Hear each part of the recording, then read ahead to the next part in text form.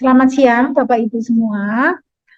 Perkenalkanlah, nama saya Sri Handayani, saya IPCN di rumah sakit ini. Pada kesempatan ini, saya ingin memberikan sedikit materi tentang pelatihan komprehensif di Rumah Sakit Kensaras terkait dengan pencegahan dan pengendalian infeksi.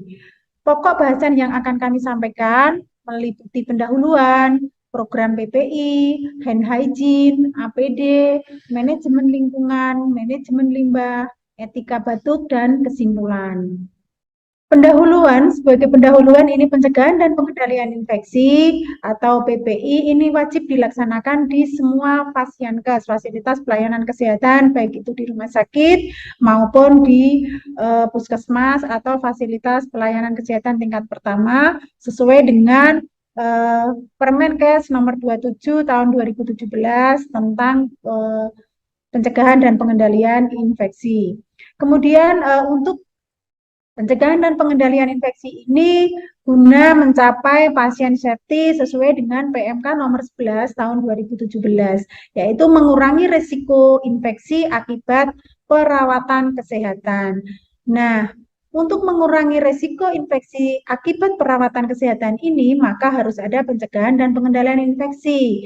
Nah, apa yang harus dilakukan untuk mencegah dan mengurangi risiko infeksi pada perawatan kesehatan ini ada beberapa program yang harus dilakukan oleh PPI, antara lain adalah yang pertama kewaspadaan isolasi, kemudian ada surveillance health, kemudian ada pendidikan dan pelatihan, penerapan bandel pada pemakaian alat dan tindakan operasi, kemudian pemberian antibiotik yang rasional.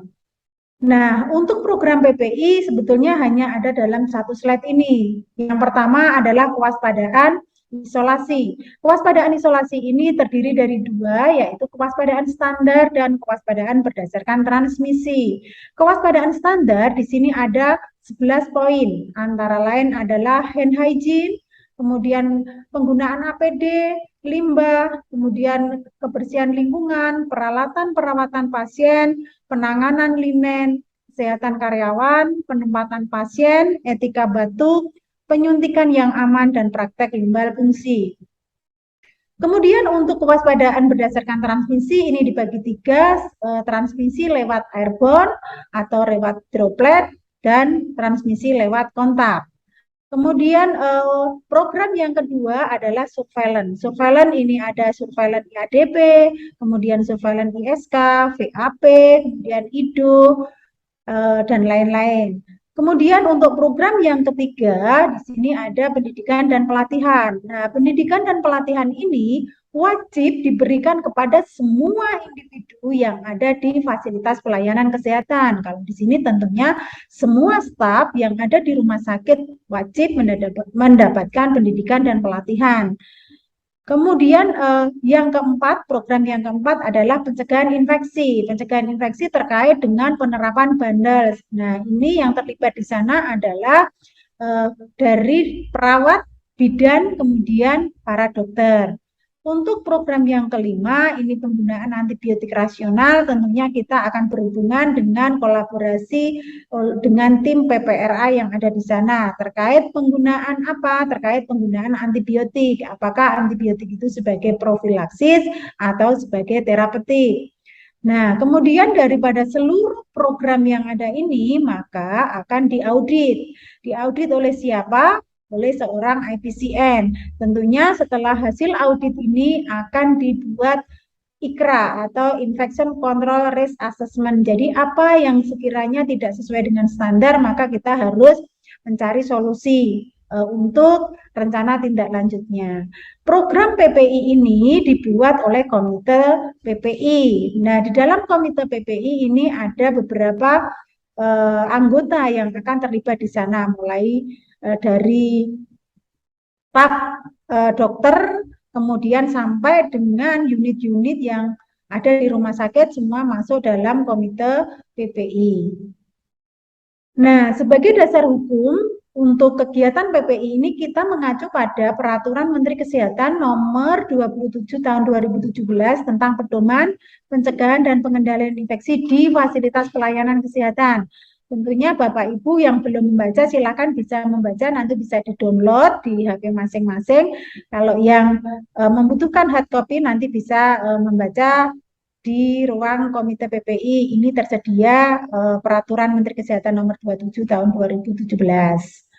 Nah, di sini untuk PPI ini, PPI itu apa sih? Bukan berarti PPI adalah pencegahan dan pengendalian infeksi, bukan seperti itu. Tetapi kalau PPI adalah suatu upaya kegiatan untuk mencegah, meminimalkan kejadian infeksi pada pasien, petugas, pengunjung, dan masyarakat sekitar rumah sakit dan fasilitas kesehatan lainnya, meliputi pengkajian, perencanaan, pelaksanaan, dan evaluasi. Jadi suatu upaya itu harus meliputi pengkajian, dikaji dulu apa yang menjadi masalah yang ada, kemudian direncanakan. Perencanaannya harus bagaimana untuk mengatasi masalah ini, misalnya seperti itu. Kemudian dilaksanakan, setelah direncanakan, kemudian dilaksanakan.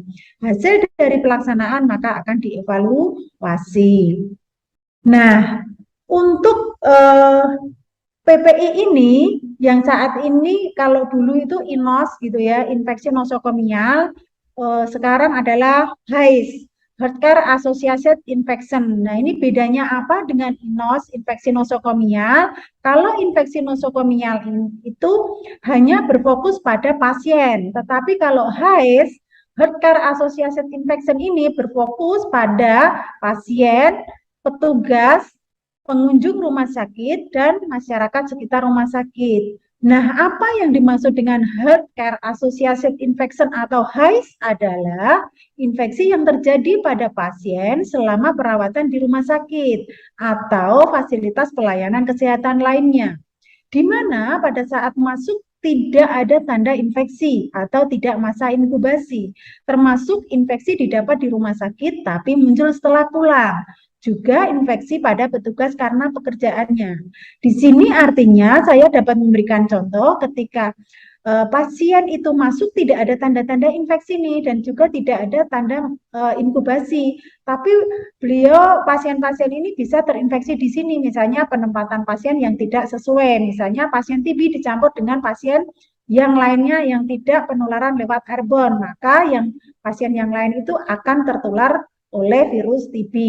Kemudian infeksi didapat di rumah sakit tapi muncul setelah pulang. Ini contohnya adalah misalnya pasien-pasien dengan pos operasi dari rumah sakit, mondok, kemudian pulang dalam keadaan bagus, tetapi 1 minggu kemudian pasien ini datang ke rumah sakit dengan kondisi yang terinfeksi. Maksudnya terinfeksi adalah ketika pasien itu mempunyai tanda-tanda dan gejala, misalnya pasiennya demam, kemudian pasiennya kesakitan, kemudian pasiennya di lukanya terjadi kemerahan, terus terjadi ada pus yang keluar. Nah, ini tanda-tanda infeksi. Nah, ini harus dicari tahu kenapa bisa seperti ini.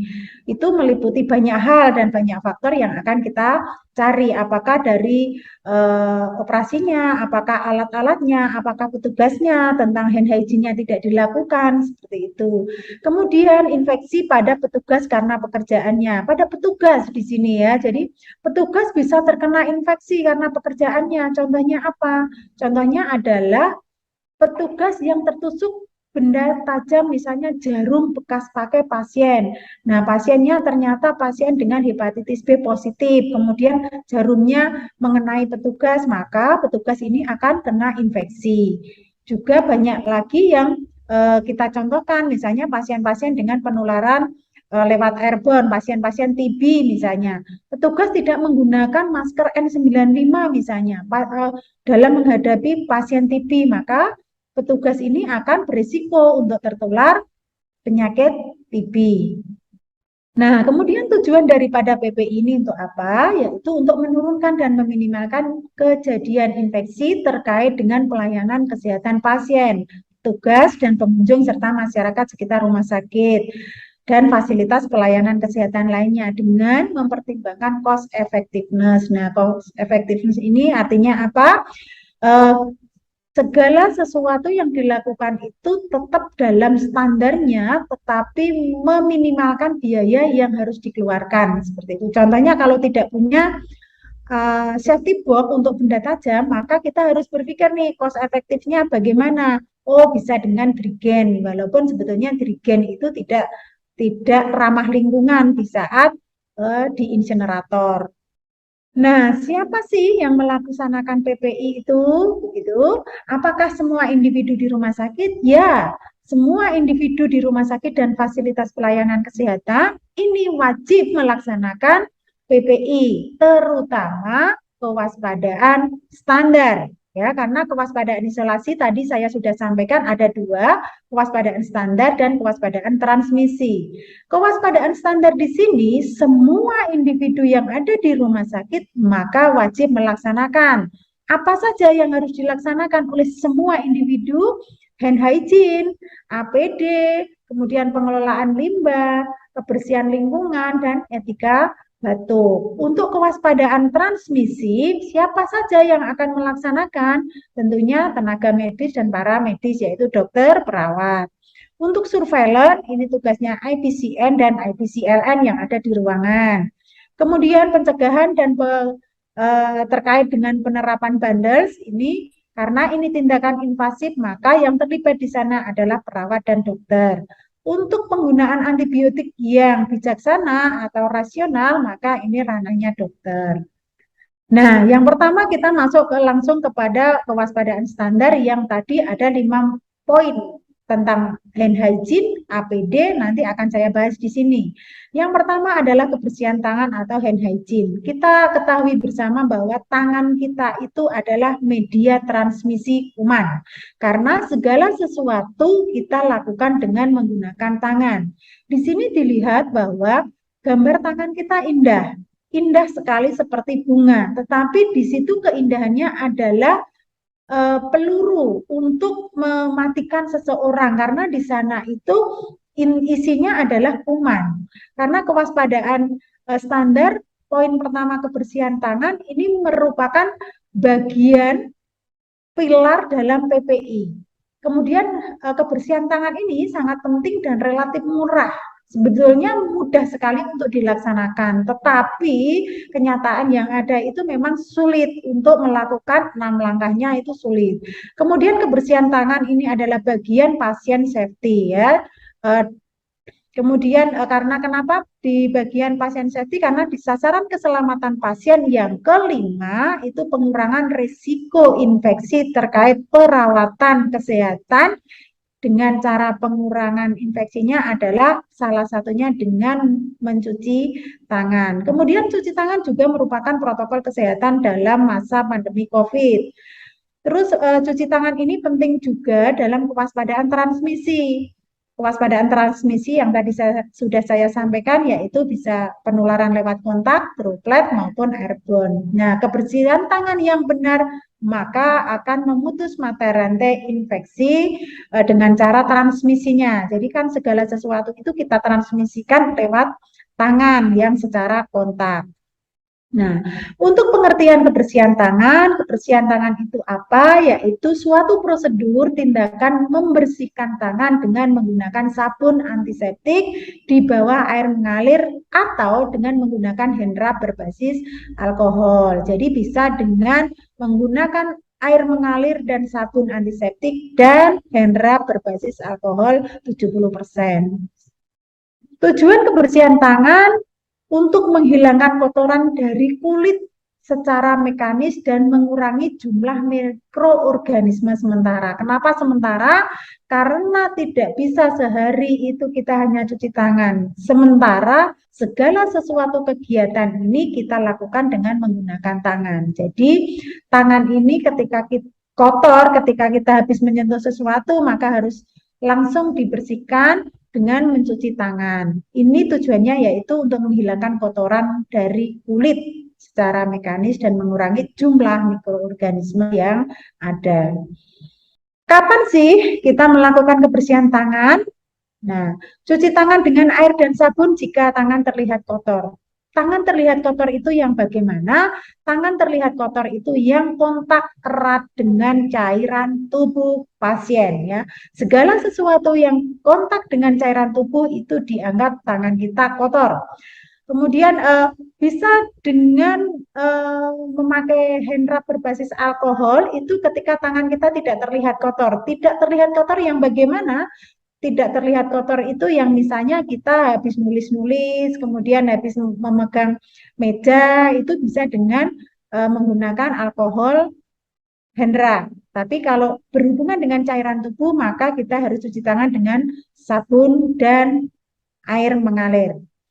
Jangan menyentuh area kembali permukaan lingkungan sebelum melakukan tindakan setelah kita melakukan cuci tangan. Siapa sih yang wajib melakukan kebersihan tangan? Nah, ini semua orang yang ada di rumah sakit maupun di fasilitas pelayanan kesehatan seperti dokter, perawat, petugas kesehatan lainnya. Semua, baik itu kontak langsung kepada pasien maupun tidak langsung kepada pasien, juga para pengunjung yang ada di rumah sakit. Nah, kapan waktu melakukan kebersihan tangan?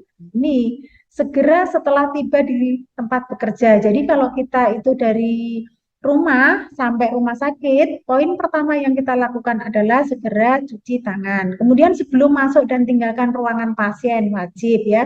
Jadi nanti ada 5 momen yang harus kita lakukan selama di rumah sakit.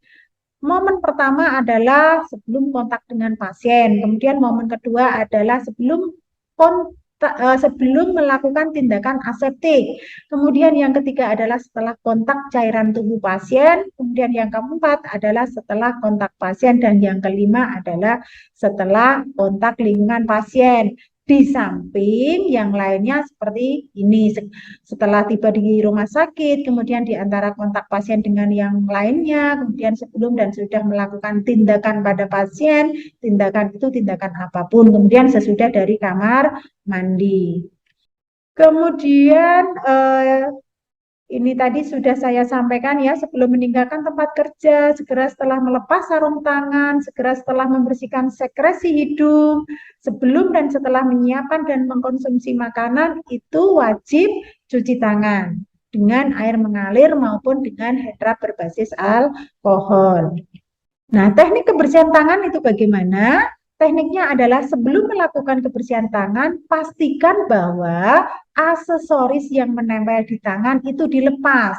Aksesorisnya apa? Cincin, gelang, arloji, itu wajib dilepas sebelum melakukan kebersihan tangan. Kenapa? Karena penelitian itu membuktikan bahwa di bawah perhiasan itulah kolonisasi yang sangat berat. Dan ini sulit dibersihkan atau sulit untuk didekontaminasi. Dan juga ketika memakai perhiasan ini akan sulit untuk memakai APD sarung tangan khususnya. Nah, macam kebersihan tangan. Kebersihan tangan ini ada 2, hand wash dan hand rub. Hand wash ini menggunakan air mengalir dan sabun. Waktunya adalah 40-60 detik. Kemudian hand rub, ini kebersihan tangan menggunakan cairan berbasis alkohol.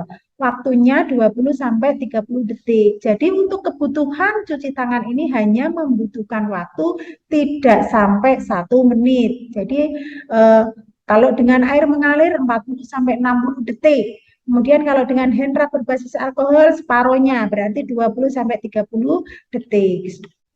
Nah, fasilitas cuci tangan itu apa saja? Tentunya ada wastafel dengan air bersih yang mengalir, kemudian disiapkan juga untuk sabun antiseptiknya, kemudian ada kertas tisunya untuk mengeringkan tangan, dan ada tempat sampah untuk membuang tisu yang sudah kita pakai, dengan syarat tempat sampahnya adalah bisa dibuka dengan kaki atau sampah injak kaki. Untuk fasilitas cuci tangan hand rub, kita siapkan adalah cairan cuci tangan yang berbasis alkohol 70%. Kemudian setiap tempat tidur ini wajib ada sediaan hand rub alkohol 70% supaya nanti 5 momennya ini bisa terpenuhi. Kemudian di setiap troli tindakan juga dilengkapi dengan hand rub. Nah, syaratnya apa sebelum melakukan kebersihan tangan ini? Syaratnya adalah yang pertama, kuku harus pendek dan bersih. Tidak boleh tenaga kesehatan atau semua orang yang kerja di rumah sakit itu kukunya panjang. Kemudian jangan memakai perhiasan, tidak boleh memakai kuku palsu atau cat kuku karena dengan memakai kuku palsu atau cat kuku ini kuman tidak akan terlepas dari sana. Kemudian jangan mencuci sarung tangan saat menggunakan di antara pasien. Jadi cuci tangan dengan menggunakan sarung tangan itu tidak boleh. Kenapa? Karena tidak membunuh kuman di sana ya. Jadi kalau menggunakan sarung tangan, maka sarung tangannya dilepas dulu, baru cuci tangan. Kemudian kalau mau pakai sarung tangan lagi untuk tindakan ke pasien yang berisiko kena cairan tubuh, maka cuci tangan lagi seperti itu. Kemudian tidak boleh menggunakan handuk pakai ulang. Maksudnya di sini handuk pakai ulang adalah handuk itu ya harus sekali pakai kalau memang sediaannya adalah handuk. Tapi kalau punya tisu towel untuk mengeringkan tangan, itu lebih baik karena disposable. Kalau punyanya handuk ya satu orang satu kali cuci tangan pakai handuk satu langsung di-on-kan, kemudian dicuci di laundry. Kemudian sebaiknya menggunakan sabun cair ya, jadi tidak bergantian, tidak ada kontaminasi ke yang lainnya. Kemudian bila tangan tidak tampak kotor, boleh menggunakan alkohol. Kalau tangan tadi kontak cairan tubuhnya pasien, maka harus dan wajib menggunakan sabun dan air mengalir untuk melakukan kebersihan tangan. Nah, ini cara membersihkan tangan dengan 6 langkah menurut WHO. Jadi nanti saya akan mempraktekkan setelah ini bagaimana cara untuk cuci tangan dengan 6 langkah. Yang pertama di sini saya akan praktekkan nanti dengan menggunakan cairan berbasis alkohol. Langkah pertama adalah gosok kedua telapak tangan hingga merata. Kemudian langkah kedua adalah gosok punggung dan sela-sela jari tangan kiri dengan tangan kanan dan sebaliknya. Kemudian langkah ketiga adalah gosok kedua telapak dan sela-sela jari. Langkah keempat adalah jari-jari sisi dalam dari kedua tangan saling mengunci. Langkah kelima adalah gosok ibu jari kiri berputar dalam genggaman dengan kanan dan sebaliknya. Kemudian langkah keenam adalah gosok dengan memutar ujung-ujung jari tangan kanan dan kiri nanti ya sebaliknya gitu di telapak menuju ke arah ibu jari. Jadi 6 langkahnya seperti itu. Nah, di sini saya akan mempraktekkan bagaimana cara cuci tangan yang benar. Yang pertama adalah tadi telapak dengan telapak diputar ke arah ibu jari 4 hitungan. Jadi 1, 2, 3, 4. Langkah kedua, 1, 2, 3, 4. 1, 2, 3, 4. Langkah ketiga, 1, 2, 3, 4. Langkah keempat mengunci, 1, 2, 3, 4. Di saat mengunci ini, jempolnya tidak bergerak kemana-mana ya, jadi tetap berada di jari paling kecil. Kemudian langkah kelima adalah ibu jari diputar ke bawah. 1, 2, 3, 4. 1, 2, 3, 4. Langkah keenam adalah ujung jari diputar ke arah ibu jari 4 hitungan. Seperti ini. Nah, seperti ini. Nanti bisa mempraktekkan di tempat masing-masing dan itu jadikan budaya untuk kebersihan tangan walaupun di rumah tetap dilakukan. Ini ada beberapa slide saya terkait nanti langkah-langkahnya bisa diperhatikan. Kalau ada yang lupa-lupa nanti bisa dilihat di sini supaya ingat. Sama ini ya langkah-langkahnya untuk langkah 1 sampai dengan 6. Kemudian untuk 5 moment tadi sudah saya sampaikan di atas, kapan saja sih menurut WHO ya ini sebelum kontak dengan pasien, kemudian sebelum tindakan aseptik, setelah kontak dengan cairan tubuh, setelah kontak dengan pasien, dan setelah kontak dengan lingkungan pasien. Lingkungan pasien di sini adalah ada tempat tidur, ada infus pump, ada tiang infus, ada selimut, ada bantal pasien, dan sebagainya. Nah, hambatan pelaksanaan kebersihan tangan ini terlalu banyak sebetulnya ya. Jadi, kenapa kepatuhan kebersihan tangan ini belum bisa mencapai 90% misalnya seperti itu? Karena apa? Karena analisisnya adalah terlalu banyak pasien, seperti itu, kurang tenaga, sehingga waktunya terlalu buru-buru, terlalu sibuk. Kemudian lokasi cuci tangan tidak nyaman, misalnya tidak ada wastafel, wastafelnya ada tapi jauh, lah ini susah juga untuk melakukan bersihan tangan. Misalnya kurangnya sabun atau tisunya nggak ada. Kemudian cairan handrubnya juga habis-habis terus nggak ada. Lah ini akan menjadi hambatan dalam hal kebersihan tangan. Kemudian bahan pencuci tangan menyebabkan kulit kering, misalnya handrubnya membuat tangannya iritasi dan sebagainya. Kemudian tidak kalah pentingnya adalah kurang pentingnya kebersihan tangan. Walaupun sudah diedukasi, tetapi kadang kurang peduli, kurang mengerti bahwa kebersihan tangan itu sangat penting. Untuk yang kedua adalah materi terkait tentang APD. Nah, di sini APD itu apa sih? APD adalah pakaian khusus atau peralatan yang dipakai petugas untuk memproteksi diri dari bahaya fisik, kimia, biologi, atau bahan infeksius. Tujuan pemakaian APD di sini adalah untuk melindungi kulit dan membran mukosa dari pajanan darah, cairan tubuh, sekret, ekskreta, kulit yang tidak utuh, dan selaput lendir dari pasien ke petugas, dan sebaliknya. Indikasi penggunaan APD apa aja? Ya, jika melakukan tindakan yang kemungkinan tubuh atau membran mukosa terkena atau terpercik darah atau cairan tubuh atau kemungkinan pasien terkontaminasi dari petugas. Nah, jenis-jenis APD di sini ada masker medis, mungkin Bapak Ibu sudah mengetahui. Ketika nanti ada yang belum tahu nih masker N95-nya seperti apa, di sini di gambar sudah saya berikan gambar maskernya antara medis, masker N95, ada pelindung wajah, ada pelindung mata, ada jubah atau gaun, ada celemek atau apron, kemudian ada sarung tangan rumah tangga, ada sarung tangan disposable, kemudian juga ada penutup kepala. Nah, untuk pemilihan penggunaan APD ini bisa dikombinasi atau juga bisa sendiri-sendiri. Jadi bisa dipakai lengkap atau memang lengkap sesuai dengan indikasinya, atau bisa sendiri karena sesuai dengan indikasi juga. Jadi aplikasi pemakaian APD ini ditentukan adanya resiko paparan yang akan kita terima itu apa, baru kita tetapkan APD yang akan kita pakai, apakah transmisi kontak, apakah transmisi droplet, apakah transmisi airborne. Kalau kontak tentunya akan kita pakai sarung tangan, kalau droplet kita pakai masker, airborne tentunya kita akan pakai masker N95 atau KN95.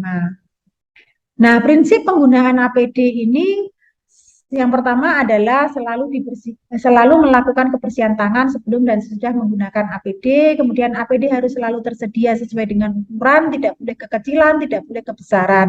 Karena kalau kekecilan maka akan robek sehingga tidak melindungi kita. Kalau kebesaran maka akan lepas-lepas juga akan tidak melindungi kita. Kemudian pemilihan penggunaan APD di sini sesuai dengan indikasi, yaitu resiko paparan. Paparannya apa? Darah, cairan tubuh, sekresi, ekresi, atau dinamika transmisi. Transmisinya lewat apa? Kontak, droplet, atau airborne. Kemudian selalu digunakan sebelum kontak pasien tanpa menyentuh permukaan lingkungan yang lain. Jadi kalau sudah memakai APD, maka tidak boleh menyentuh area yang lain sebelum kontak ke pasien. Nah, prinsip-prinsip ini juga tidak lepas dari segera lepas setelah selesai tindakan atau tugas ya. Jadi setelah selesai tindakan maka harus segera dilepas, tidak boleh dipakai kemana-mana. Kemudian sekali pakai untuk setiap tindakan dan setiap pasien. Setiap tindakan ke pasien maka APD yang digunakan, misalnya ini saya contohkan adalah sarung tangan. Setiap misalnya melakukan tindakan suction itu pakai sarung tangan, setelah selesai suction maka sarung tangan akan dilepas.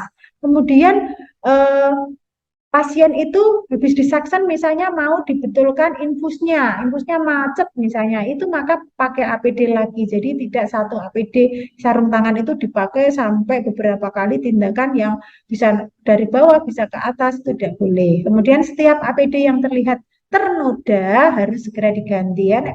Misalnya kecipratan ya, kecipratan cairan atau kecipratan darah harus segera diganti. Kemudian APD yang sudah dipakai ditempatkan pada kontainer yang sudah tersedia atau sesuai dengan alatnya. Kalau APD-nya mau direuse, mau dicuci, misalnya face shield, Google, ditempatkan di tempat yang khusus untuk melepaskan itu. Kemudian kalau yang disposable maka ditempatkan di tempat infeksius atau tempat tersendiri yang sudah ditentukan di sana. Kemudian setiap selesai tindakan, APD harus segera dilepas. Ini penutup kepala ya, fungsinya adalah untuk melindungi kepala dan rambut supaya kotoran yang ada di kepala ini tidak jatuh ke area steril. Area steril itu apa? Contohnya adalah indikasi tindakan operasi, pemasangan kateter, kemudian pertolongan persalinan. Nah, masker digunakan pada saat kemungkinan akan terjadi risiko kontaminasi melalui airborne atau droplet.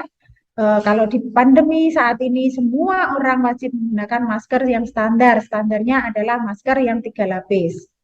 Nah, jenis masker di sini ada masker medis dan masker KN atau N95. Masker medis dipakai untuk penanganan pasien pada penularan lewat droplet. Kalau N95 dan KN95 dipakai pada penanganan pasien dengan penularan airborne atau tindakan yang berisiko aerosol. Nah, cara memakai masker, pegang tali kanan dan kiri dipegang, kemudian kaitkan pada daun telinga kanan dan kiri.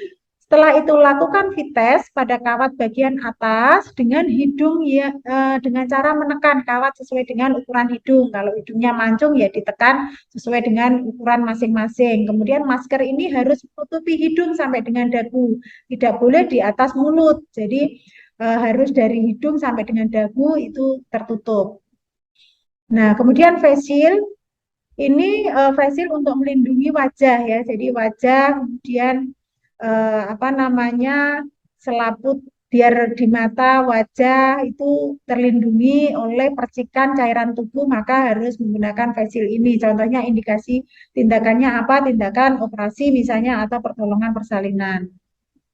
Kemudian sarung tangan. Nah, tujuan sarung tangan ini adalah melindungi tangan dari paparan darah dan cairan tubuh lainnya ya, dan juga dari ekskresi kotoran-kotoran. Nah, jenis sarung tangan di sini ada beberapa hal, yaitu sarung tangan steril itu dipakai untuk operasi, kemudian sarung tangan bersih untuk tindakan-tindakan yang berhubungan dengan cairan tubuh pasien, kemudian sarung tangan rumah tangga ini untuk teman-teman yang ada di cleaning service itu bisa di reuse atau kalau punya ya yang di single use ya lebih bagus ya. Bahannya apa? Bahannya dari sarung tangan rumah tangga ini ada vinil, ada latex, ada nitril dan sebagainya ya. Contoh indikasi yang menggunakan sarung tangan adalah misalnya insersi pembuluh darah, memasang infus, kemudian tindakan operasi, tindakan persalinan dan sebagainya. Nah, gaun ini untuk melindungi baju dan juga untuk melindungi pasien dari baju yang kita pakai yang kemungkinan ini ada mikroorganismenya. Itu tipe-tipe gaun ini ada gaun yang disposable kedap air juga ada, kemudian gaun pelindung yang tidak kedap air bisa dicuci, kemudian gaun steril dan gaun non steril. Nah, tindakan apa yang menggunakan gaun? Ini contohnya adalah membersihkan luka, tindakan drainase, tindakan di kamar bedah, tindakan di perawatan gigi, dan sebagainya. Nah, selanjutnya adalah sepatu pelindung. Nah, kegunaan sepatu pelindung di sini untuk melindungi kaki petugas dari tumpahan atau percikan darah atau cairan tubuh lainnya ya, dan mencegah dari kemungkinan tusukan benda tajam atau kejatuhan alat kesehatan. Sepatu pelindung di sini adalah sepatu tertutup, sepatu karet atau plastik yang menutupi seluruh ujung dan telapak kaki yang intinya adalah ketika kena jarum itu tidak tembus sampai ke kulit kita. Itu namanya sepatu pelindung. Nah, di sini ada urutan pemakaian APD. Urutannya bagaimana ketika kita memakai APD? Yang pertama karena ini di masa pandemi, yang pertama kita pakai adalah masker, kemudian nomor 2 yang kita pakai adalah penutup kepala, selanjutnya adalah kita pakai gaun, kalau butuh gaun, kalau enggak ya langsung ke apron, kemudian pakai Google, bisa Google atau face shield, nanti dipilih salah satu, kemudian memakai sepatu pelindung tertutup, setelah itu baru memakai sarung tangan, jadi sarung tangan dipakai terakhir. Next, kemudian adalah urutan melepas, bagaimana melepas APD? Yang pertama kali dilepas kalau APD adalah sarung tangan. Jadi kalau memakai itu urutan sarung tangan paling akhir, kalau melepas itu urutan yang paling pertama. Setelah melepas sarung tangan, maka harus melakukan kebersihan tangan dengan 6 langkah. Setelah itu lepaslah face shield atau Google yang dipakai. Lakukan kebersihan tangan. Kemudian setelah cuci tangan maka melepas apron.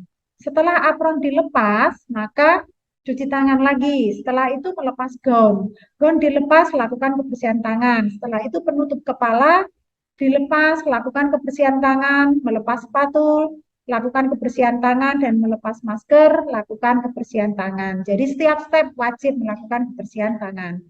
Upaya untuk peningkatan penggunaan APD ini membuat kebijakan tentang APD, kemudian membuat panduan SPO dan sebagainya ya.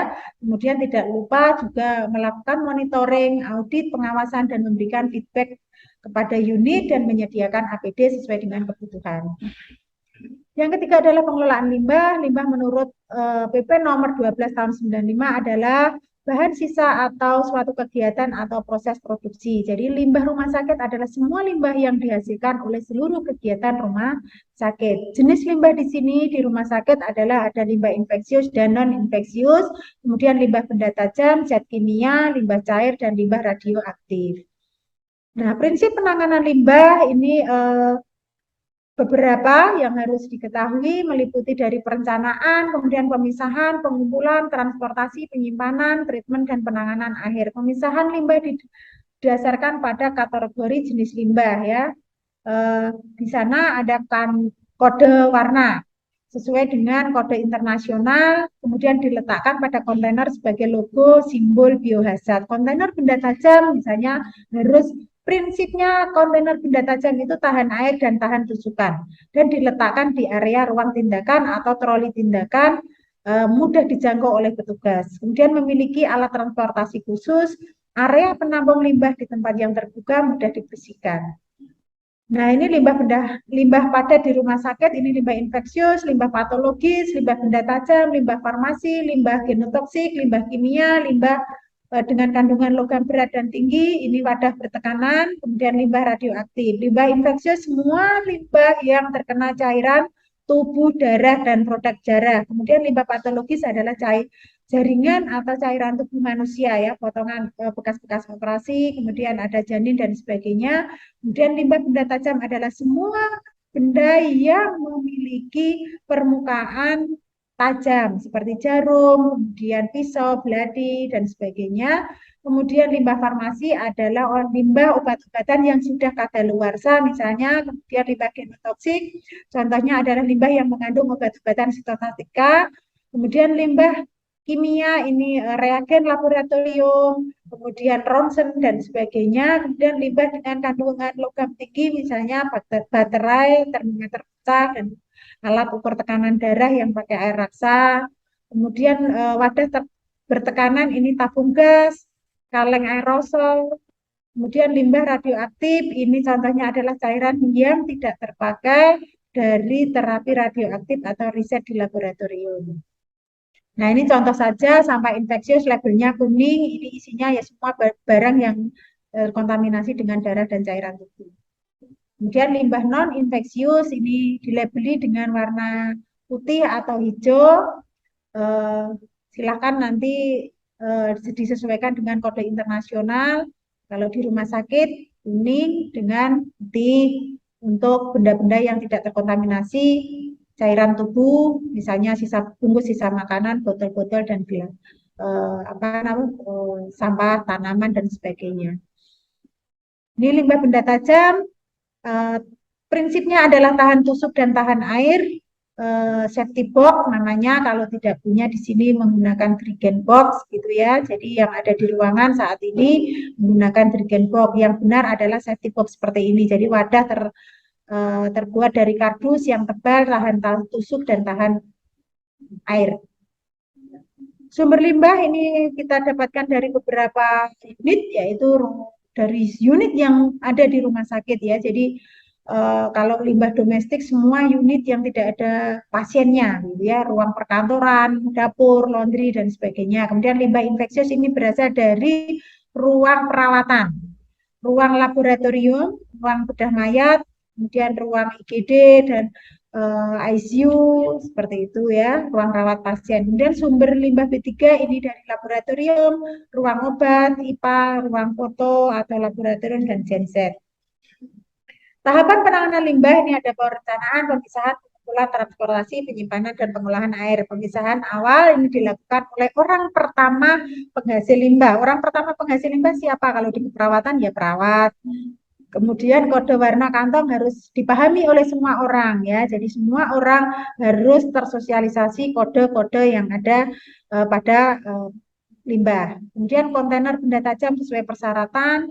Kemudian transportasi menggunakan kereta khusus dan tertutup. Area pengumpulan limbah harus terbuka, bersih, dan dilakukan desinfeksi.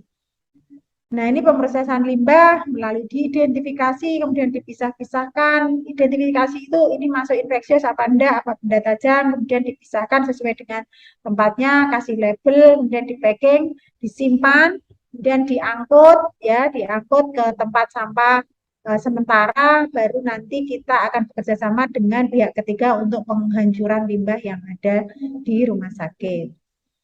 Kemudian ini sama ya, identifikasi limbah, limbah padat, infeksius, non-infeksius, limbah cair juga infeksius, non-infeksius, dan limbah benda tajam. Nah, ini pemisahan limbah tadi sudah saya sampaikan di depan, jadi tidak akan saya ulang lagi ya. Sampah infeksius itu semua benda yang terkena kontaminasi darah masukkan dalam plastik kantong kuning, yang non-infeksius kantongnya adalah hitam, benda tajam adalah dengan safety box. Sama. Kemudian penanganan benda tajam selalu dibuang sendiri oleh si pemakai, tidak boleh menyuruh temannya untuk membuangkan jarum atau spet, kemudian digunakan sekali pakai, tidak boleh recapping. Recapping adalah penutupan jarum dengan menggunakan kedua tangan. Karena apa? Karena nanti bisa melukai petugas yang melakukan recapping, bisa tertusuk jarum. Kemudian tidak memisahkan atau menekuk jarum suntik bekas pakai, kemudian lindungi tangan dengan menggunakan penjepit atau pincet apabila ini benar-benar dibutuhkan untuk melakukan recapping. Lanjut. Kemudian pengelolaan limbah di ruangan ini sebaiknya menggunakan tempat sampah injak ya. Kemudian 2/3 penuh ini harus segera diangkat. Maksimal limbah ini ada di dalam ruangan itu 2 kali 24 jam. Kemudian pastikan plastik bawah sudah terikat dengan kuat dan tidak ada kebocoran. Jadi pada saat mengangkut limbah, pastikan kereta pengangkut juga dalam kondisi tertutup.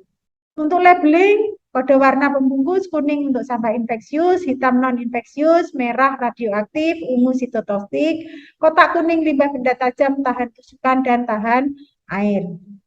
Penanganan limbah cair ini semua limbah cair, sekret, ekskreta, cairan tubuh, darah, sisa obat, kemudian urin, feses ya, itu harus masuk ke dalam aliran yang menuju IPAL. Jadi nanti misalnya dibersihkan di wastafel maupun di dalam kloset, digelontor dengan air yang banyak, kemudian pastikan aliran itu masuk IPAL. Jadi semua akan diolah di IPAL sana sehingga nanti aliran air yang keluar atau bisa dialirkan ke lingkungan itu benar-benar sudah melewati proses dari IPAL sehingga tidak berbahaya bagi orang lain. Yang keempat adalah pengendalian lingkungan. Pengendalian lingkungan ini adalah berbagai upaya yang dilakukan untuk dapat mengendalikan berbagai faktor lingkungan, baik fisik, biologi, maupun sosial, psikologis di rumah sakit. Nah, pengendalian lingkungan merupakan bagian dari kewaspadaan standar. Kemudian ini ada undang-undangnya ya, Undang-Undang Nomor 36 tentang kesehatan, nanti bisa dibaca pasal 5 itu pasal 5, pasal 6, dan pasal 10. Ini pasal 5 ayat 2, setiap orang mempunyai hak dalam memperoleh pelayanan kesehatan yang aman, bermutu, dan terjangkau. Kemudian pasal 6, setiap orang berhak mendapatkan lingkungan yang sehat bagi pencapaian derajat kesehatan. Pasal 10 adalah setiap orang berkewajiban menghormati hak orang lain dalam upaya memperoleh lingkungan yang sehat, baik fisik, biologis, maupun sosial. Nah, di sini lingkungan rumah sakit itu meliputi apa saja? Meliputi konstruksi bangunan, udara, air, dan permukaan lingkungan. Untuk konstruksi bangunan ini ada meliputi dinding, langit-langit, atap, lantai, kemudian pintu. Nah, dinding permukaan harus rata, kuat kedap air, langit-langit ini harus kuat, terang, mudah dibersihkan, paling tidak ketinggiannya 2,7, kemudian atapnya kuat, tidak bocor, bebas serangga pengganggu, lantai kuat, tahan kedap air tidak licin ya, warnanya terang, kemudian pintunya juga harus kuat, tinggi, cukup lebar dan dapat untuk mencegah masuknya mikroorganisme seperti serangga. Udara, nah di sini udara, sistem ventilasi harus menjamin pertukaran udara yang memadai ya. Untuk ruang operasi, ventilasi dengan AC harus ada HEPA filter misalnya ya, harus ada ruang antara, tidak boleh langsung dari luar langsung connect ke ruang operasi. Kemudian aliran udara juga harus bersih masuk ke dalam kamar operasi dari atas ke bawah, khusus untuk ruang bedah ortopedi misalnya atau transplantasi organ yang lainnya. Kemudian untuk air, ini hindari kontaminasi air atau sumber air, bersihkan dan desinfeksi sink, penampungan air, evaluasi untuk kemungkinan sumber air terkontaminasi ya. Hindari juga penempatan dekorasi air mancur, pemeriksaan kimia minimal 2 kali per tahun. Kemudian untuk ruang farmasi sebaiknya ya sama hemodialisa menggunakan air RO. Nah, untuk permukaan lingkungan ini pastikan bahwa kebersihan permukaan lingkungan dilakukan 2 kali per hari ya, gunakan lap basah, kemudian bersihkan permukaan yang sering disentuh. Sering disentuh itu apa saja? Ada tralis, ada handle pintu, seperti itu harus selalu dibersihkan. Kemudian pengepelan lantai gunakan 2 ember yang isinya air bersih, kemudian ada air yang diisi dengan cairan desinfektan. Kemudian gunakan alat pemeras kain atau pel. Setelah dipakai ngepel maka harus segera dicuci. Ini sama ya, hindari penggunaan karpet, tidak boleh digunakan di area perawatan pasien, tidak mengizinkan bunga segar yang ada di sana, kemudian jangan melakukan desinfeksi fogging, kemudian hindari metode pembersihan dengan permukaan yang luas, yang menghasilkan air disemprot-semprot itu tidak boleh ya, dry mist gitu tidak boleh, segera membersihkan dan dekontaminasi cairan darah kalau ada yang tertumpah, gunakan cairan desinfektan sesuai dengan petunjuk dari pabrik yang digunakan untuk desinfektan tersebut. Ini sama, tadi sudah saya sampaikan ya, tidak boleh ada tanaman, kemudian tempat di sekitar pasien harus bebas dari peralatan yang tidak perlu, jadi tidak boleh ngumpul barang-barang yang ada di sekitar pasien, maka harus ditata dengan baik, dilap setiap hari, tempat tidur juga harus didesinfeksi setelah dipakai pasien satu ke pasien yang lainnya. Kemudian juga untuk peralatan harus dibersihkan, ditata dengan baik sehingga memudahkan untuk pembersihan. Kemudian tempat tersedia sampah tertutup di area pasien, tersedia air yang cukup untuk digunakan, tidak tercium bau yang tidak enak, kemudian tidak ditemukan tanda keberadaan tikus atau hewan yang lainnya. Juga jangan membiarkan binatang, anjing, kucing itu berkeliaran di rumah sakit, juga tidak ditemukan keberadaan tikus ya, ini tadi sudah. Selanjutnya, prinsip dasar pembersihan lingkungan, semua permukaan datar harus dibersihkan setiap hari, semua peralatan yang ada dan berkaitan dengan pasien didesinfeksi, tempat di sekitar pasien harus bebas dari peralatan atau perlengkapan yang tidak perlu sehingga memudahkan untuk dibersihkan, tempat tidur pasien harus didesinfeksi setelah dipakai pasien, kemudian untuk pasien berikutnya. Ini pengendalian lalu lintas manusia, kendalikan dengan cara pembatasan jam kunjung ya. Kemudian anjurkan melakukan kebersihan tangan, anjurkan untuk menjaga jarak, anjurkan untuk pakai masker.